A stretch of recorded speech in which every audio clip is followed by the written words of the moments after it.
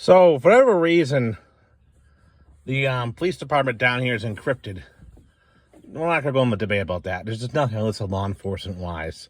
So we do what we did back in the days before, well, we worked in Connecticut, and before we could listen to Connecticut State Police because we couldn't afford a digital radio. And back when we were at the school in Worcester, and before the technology existed, to listen to Worcester Police, which, regardless, unless I have radios, communications where I could get the code and put it in, but I don't have the code, and I'll never get the code because I don't work in that. I'm not in that circle. So there's no decoding of this encryption for law enforcement, and quite frankly, there's nothing out here. There's no need to know. I mean, the most that'll happen out here is maybe people handle their own stuff out here. Number one. Number two, you're so far away. Nothing's going on out here. I mean, just there's no reason for anything. Anyhow, so I got the PT Cruiser here, and I'm going down to one unication because I like the unication, but I don't need two of them anymore. So I'm going to sell one of them because I bought a new firearm, which I shouldn't have bought. I should have been more careful, but I couldn't pass the deal up. Sub-dose revolver. Old Model 10, like you see in the, pretty much any 60s through early 90s police show, you'd see one of these. So, with these cars here, there's two outlets. There's one, these were originally labeled cigarette outlets when they had smoker packages in them, but towards the early 2000s when smoking wasn't cool anymore, it's called a power outlet. It was 20 amp draw. That's kind of interesting. I never knew that. So this is what the phone charger does and everything. And this is before we really had, cell phones were started up in the early 2000s, but it wasn't like it is today. So this you could argue is probably one of the first cell phone era cars. Chrysler used to sell cell phones with their cars. Then we got this here. This is power outlet cigarette, but unlike GM cars, it's the opposite. This is not always energized. And these will come smoker packages where they basically will be like a little cup of a lid, and you put your cigarette ashes in it. Oh, my mom had one of those. Yeah, this is a battery eliminator, and it's built in so it turns on when the car turns on, like most modern cars do, unlike the Buick, which the Buick ones are always live. So I had to wire up a fuse box for that. We got this Icom, I don't know, some IC radio.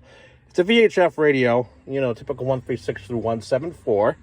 And, it has some 2-meter stuff in it. But the microphone for this, since it's that weird kind of Motorola 14-pin, even aftermarket's very expensive. It's like $70.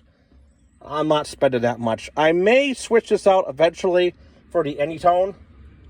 I have to do some more programming on that, but I kind of prefer this because I'm only going more than 5-10 minutes away from home to work or laundromat or errands. And this is just to monitor the fire department, maybe some railroading, maybe. It's just simple.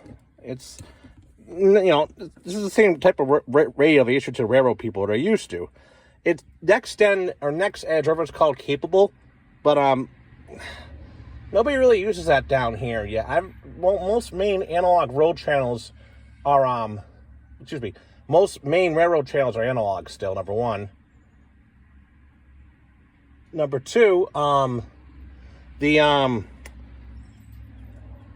railroads I come across next in are tourist railroads. Believe it or not, Great Smoky Mountain Railroad and Essex Steam in Connecticut were next in. Anyhow, so then what we did is we wired this battery eliminator, a little zip tie here, a little cheap antenna, and it runs back here to here. Now, I don't like doing stuff like this with these older, newer, kind of new age cars, we'll call them. A little bee's nest in there. But I ran the cable down, I tested it with some water, make sure it wasn't leaking. Comes through the headliner and runs down this way. Just a little Bayo Thane antenna, cheapy. I've had it in the junk pile. It bends back like this. Believe it or not, reception was abysmal inside the car of the VHF. I think a lot of that is because I think since the VHF EMS Fire repeat are for simulcast, so people who because at least God blessed us with the ability to monitor the fire department, right?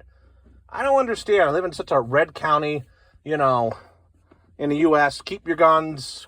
God we trust. But we equip main dispatch on the police. And realistically, this county, minus Thomasville, has like no cities in it, really. There's really not much, it's Lexington, but there's really not much going on. Those cities have their own police department. So I don't know why the sheriff has to equip themselves. I even asked the sheriff himself, and it's a communications department decision, not his. So anyhow, so you're sitting here and, you know, you get in your car in the morning and you don't want too many radios running because I don't want too much stuff going on here. It's too, I mean, the radio Buick car is more for traveling, going long distances, going on trips, etc. But this here is just for around town. And I had to put an antenna on because I think it's just a couple fixed base stations. You know, it's not a huge voting design system. Like, because the VHF system, I think they slowly dismantled it when they went to Viper. Because it's not designed to be, transmitted on. You know, it's not, no mobiles are transmitting on that. It's a one-way base simulcast. The fire department tones out like they do in the U.S. Volunteer firefighters go off, tones go off.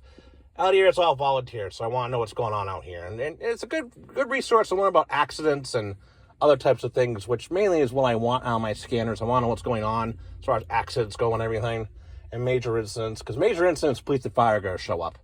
I mean, the police, while I respect them, half the time they drive around in circles looking for nothing besides the occasional chase. And they're there after the crime, usually.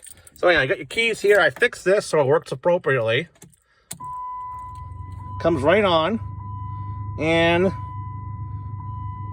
goes in automatic scan mode. Now, that smudge you see there, that's just the way the camera's looking at it, reflecting off of it. There's no smudge there. But it's simple. And it works.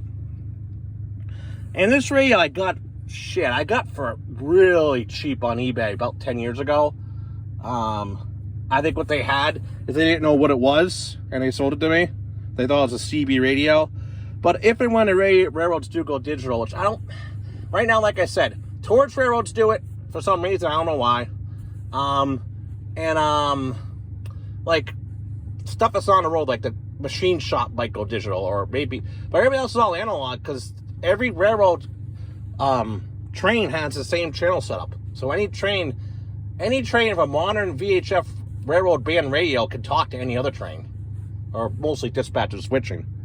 Anyhow, we've gone for about 8 minutes here. You know, simple and effective. This is just a get-around car. It's nothing, you know. It's my version of a beater S10 truck for my generation, because I can't afford an S10, because they're too many of the ones down here need too much work.